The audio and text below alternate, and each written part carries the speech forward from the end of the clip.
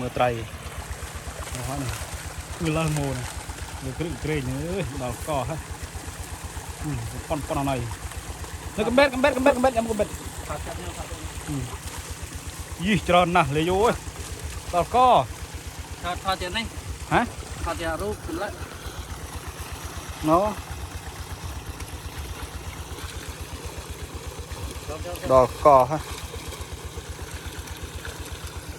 โน่ลองโมลงตึกนะทอดจะสันละสระ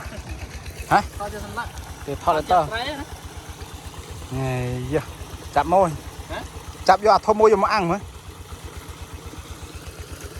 เฮ้ยไปนู่นทอมนู่นทอมกัดเมียปุ๊บมั้งนี่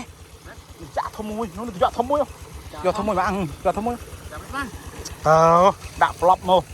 เบ็ดนนได้บ่ไปเจอกันบ้านพ่อยอดทอมน่ะตัวโจตัวน่ะนู่นทอมด้วยนะทอมถ้าทอมมัดเนี่ยทอมได้ดักบึ๊บอ้อมเบลไปด้อยไปเล่าให้นี่เอาจะสันละต้องสำลักให้อ่านมันนวดทอมไม่นอนู่นเราต้องบัดอ้อมเบลเขาได้ไหมอะไรยังต้องการผมไว้บ่ไปเจอบ้านพ่อบ่ไปเจอบ้านพ่อบ่ไปเจอบ้านพ่อ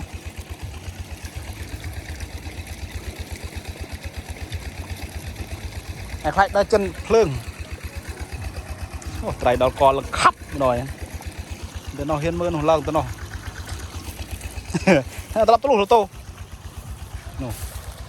ก็หูเล่าตัวน้องปรังเล่านู่โอ้เนี่ยวินเนอร์เราปรังไหนนี่นู่นเราปรังไหนนู่ดอกกอเราเลยฮะ